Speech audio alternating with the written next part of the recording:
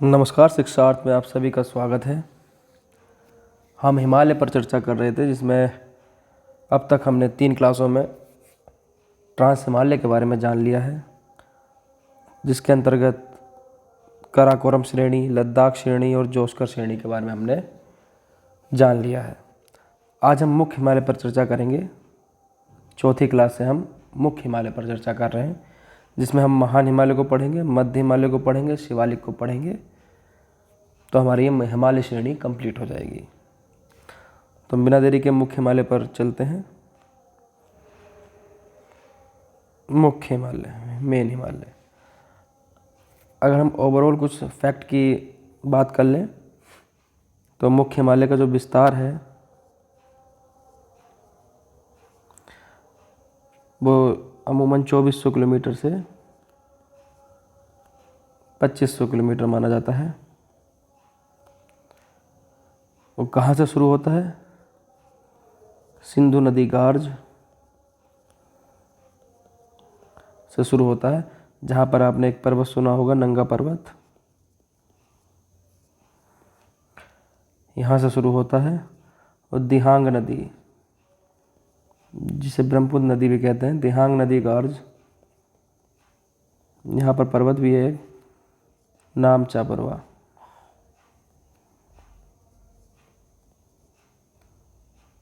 नामचा परवा, यहाँ तक ये इसका विस्तार है। मुख्य हिमालय की चौड़ाई की बात कर लें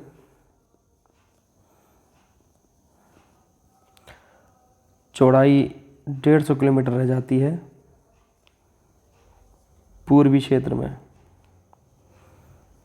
तो वहीं अमूमन 400 किलोमीटर चली जाती है वेस्ट पश्चिमी क्षेत्र में।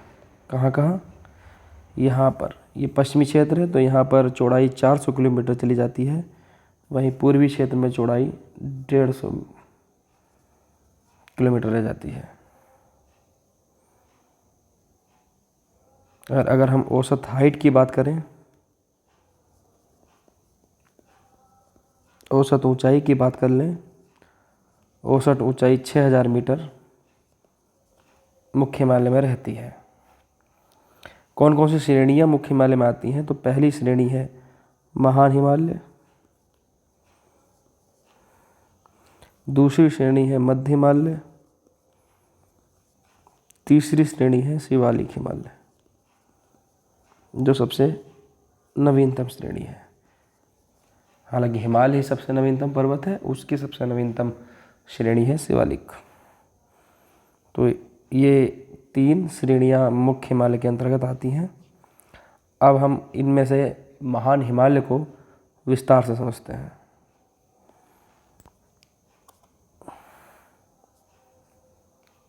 हमारा हेडिंग डलेगा अब महान हिमालय।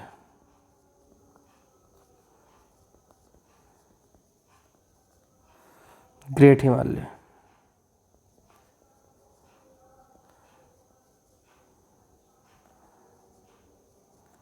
ग्रेट हिमालय। कुछ बेसिक जान लें ग्रेट हिमालय के बारे में।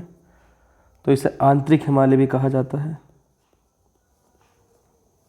आंतरिक हिमालय, हिमाद्री भी बोल देते हैं इसे, हिमाद्री। औसत ऊंचाई की बात कर लें,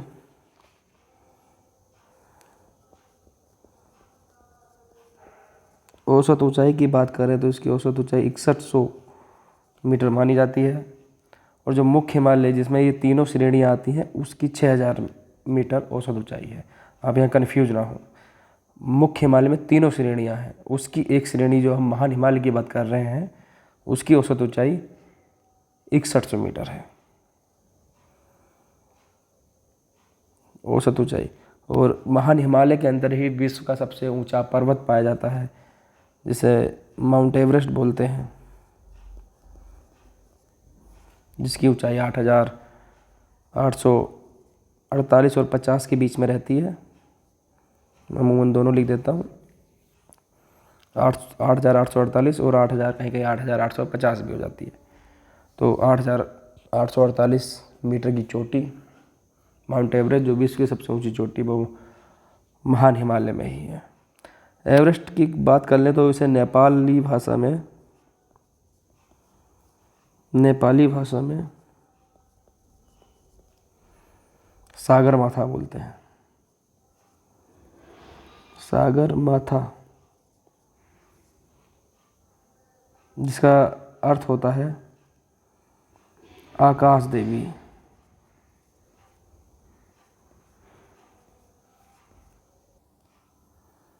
गॉडेस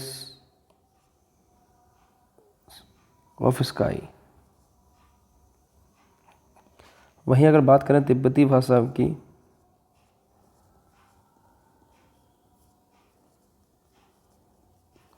तो तिब्बती भाषा में इसे लोमो चुंगमा बोलते हैं, जिसका अर्थ क्या होता है? जिसका अर्थ होता है विश्व जननी।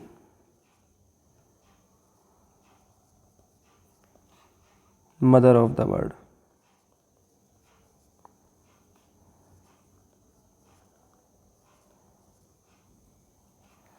Mother of the world. अब हम बात कर लेते हैं महान हिमालय की लोकेशन के बारे में। अब तक हमने जो श्रेणियाँ पढ़ी हैं उसे हम मैप में देखें तो ये आपके यहाँ काराकोरम श्रेणी है, उसके नीचे ये लद्दाख श्रेणी आ जाएगी, और इसी का पूर्वी विस्तार यहाँ पर कैलाश श्रेणी है। उसके नीचे ये आपकी जोस्कर श्रेणी है, और उसके नीचे जस्ट यहाँ से शुरू होती है और ये यहाँ चली जाती है, ये आपकी ग्रेट हिमालय है,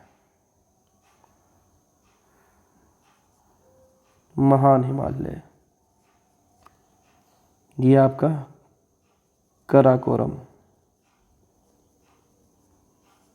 ये लद्दाख श्रेणी, ये आपकी जोस्कर श्रेणी।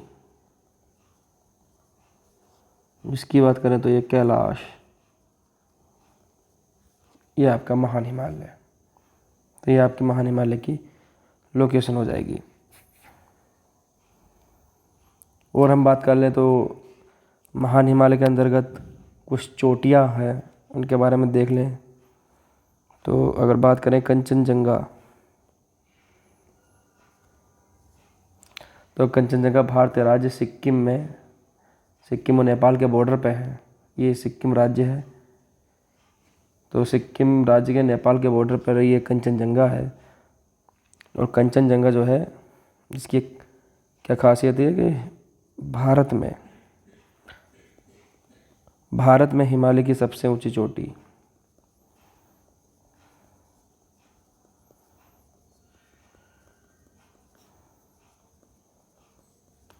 भारत में हिमालय की सबसे ऊंची चोटी, भारत की सबसे ऊंची चोटी K2, माउंट K2, जो काराकोरम श्रेणी में है और पीओके वाले क्षेत्र में आ जाती है, पाकिस्तान अधिकृत क्षेत्र में। लेकिन भारत के क्षेत्र के अंतर्गत भारत में हिमालय की सबसे ऊंची चोटी वो कंचनजंगा है। और भी बात करें तो इसके बाद मकालू, जो नेपाल में आ जाती है, ये ग्रेट हिमालय के अंतर्गत है। धौलागिरी धौलागिरी चोटी, ये भी अन्नपूर्णा,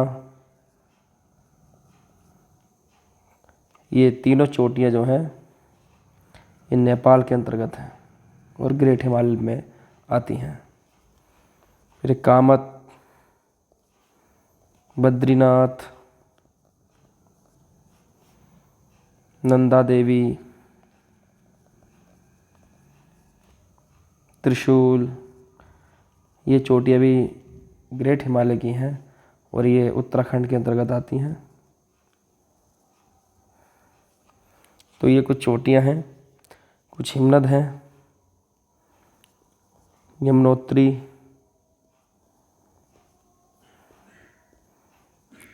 गंगोत्री, मिलाप,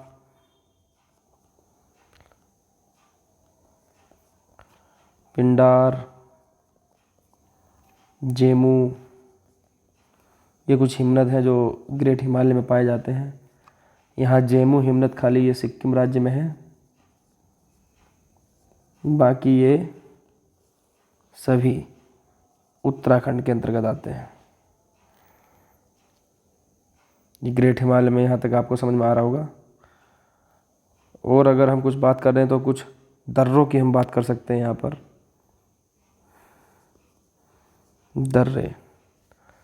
दर्रों के अंतर्गत हम बात करें तो स्टेट वाइज बात करें तो जम्मू कश्मीर के अंतर्गत 2 दर्रे प्रमुख हैं, एक बुर्जिला और जोजिला दर्रा। वहीं अगर बात करें हिमाचल प्रदेश के अंतर्गत तो ये बारालाचा और शिपकिला बहुत ही ज़्यादा फेमस है, ग्रेट हिमालय के अंतर्गत आते हैं और हिमाचल प्रदेश राज्य में। उत्तराखंड की बात करें तो उत्तराखंड में माना, नीति और लिपुलेख ये दर्रे काफ़ी प्रसिद्ध हैं। सिक्किम की बात करें तो सिक्किम राज्य के अंतर्गत नाथुला, एक है नाकुला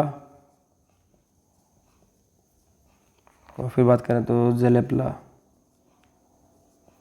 ये दर्रे। वहीं अगर हम बात करें अरुणाचल प्रदेश की तो वहाँ बूमला, बोमडिला, यांग्याप और शेला ये पासेज प्रमुख हो जाते हैं। अब हम इन्हीं पासेज को हम मैप में देख लेंगे एक बार, तो ये हमारे क्लियर हो जाएंगे। तो हम इन्हीं मैप दर्रों को हम मैप में समझने की कोशिश करते हैं। तो ये इंडिया का मैप है। इसमें आप श्रेणियों को देखें अगर, तो ये आपकी श्रेणी जाएगी ग्रेट हिमालय।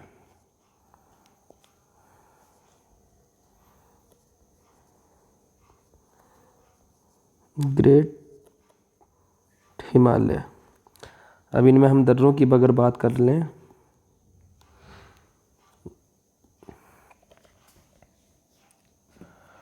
तो सबसे पहले हम आते हैं जम्मू कश्मीर राज्य में। तो जम्मू कश्मीर राज्य में यहाँ पर आपको मिलेगा बुर्जिला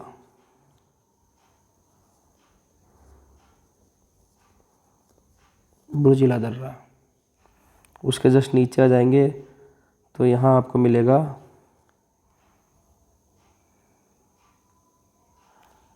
यहाँ पर मिल जाएगा आपको जोजिला दर्रा।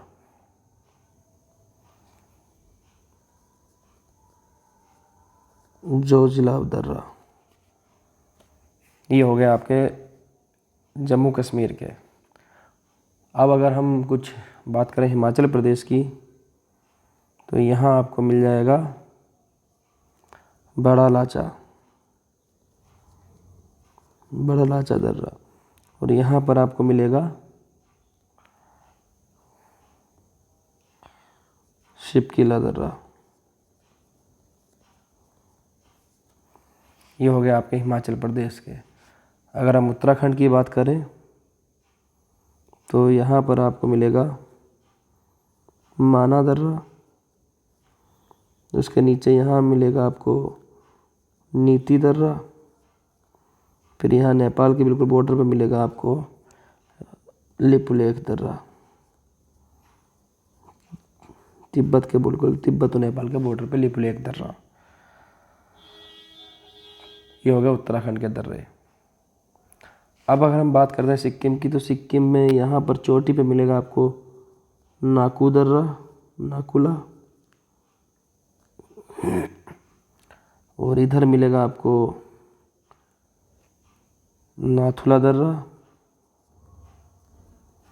नाथुला और इसके जस्ट नीचे यहाँ मिलेगा आपको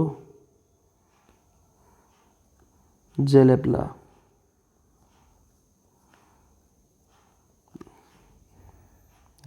दर्रा। वहीं अगर अरुणाचल प्रदेश की बात करें तो यहाँ भूटान के बिल्कुल बॉर्डर पर मिलेगा बुमला दर्रा। उसके जस्ट नीचे यहाँ मिलेगा आपको सेला दर्रा, और उसके जस्ट नीचे यहाँ मिल जाएगा आपको बोमडिला दर्रा। वहीं बिल्कुल छोर पे ऊपर मिलेगा यहाँ पे आपको यांग्याप दर्रा। तो ये दर्रे आपके मैप में दर्शाए गए हैं। उम्मीद है आपको यहाँ तक समझ में आया होगा और ये दर्रे आपके लोकेशन के साथ याद हो गए होंगे। और अब हम इन दर्रों के बारे में कुछ खासियत की बात कर लें तो इनकी कुछ खासियत हैं, इनके बारे में देख लें तो यहाँ पर आपका कंप्लीट हो जाएगा ग्रेट हिमालय।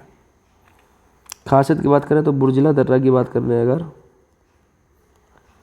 बुर्जिला दर्रा ये क्या करता है, ये श्रीनगर को जोड़ता है गिलगित से, जो पीओके के क्षेत्र के अंतर्गत आता है। श्रीनगर से गिलगित को जोड़ता है। वहीं अगर हम बात कर लें जोजिला की, जोजिला दर्रा, तो जोजिला जोड़ता है श्रीनगर को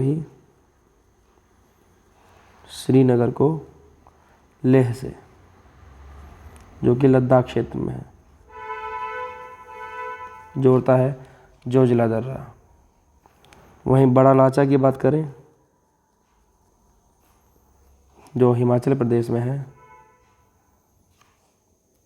बड़ा लाचा दर्रा की बात करें तो ये मनाली को जोड़ता है लेह से। वहीं शिपकिला दर्रा की बात करें, शिपकिला दर्रा ये शिमला को जोड़ता है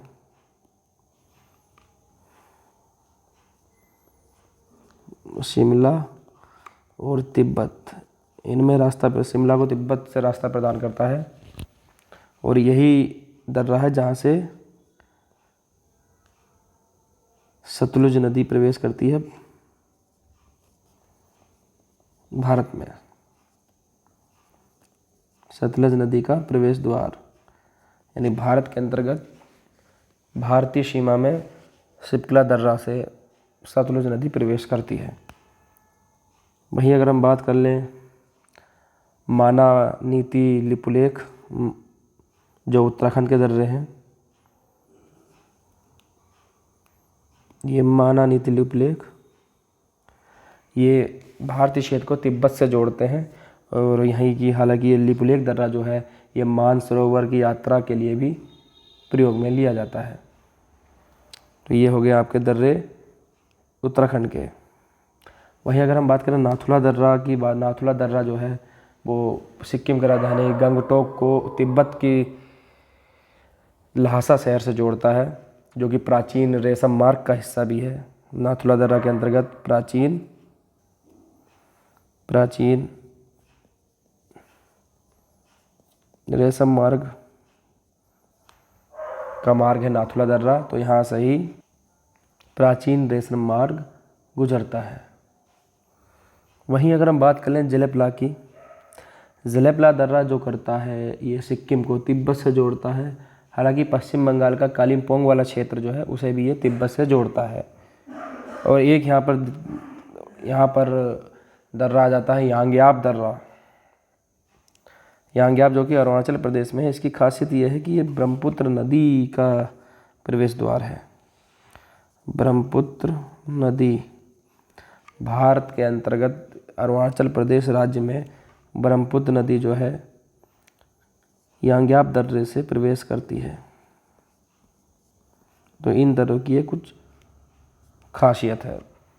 तो ये हमारा ग्रेट हिमालय यहाँ पर कंप्लीट हुआ। उम्मीद है आपको समझ में आया होगा। नेक्स्ट वीडियो में हम मध्य हिमालय और शिवालिक हिमालय को कंप्लीट कर लेंगे। शुक्रिया।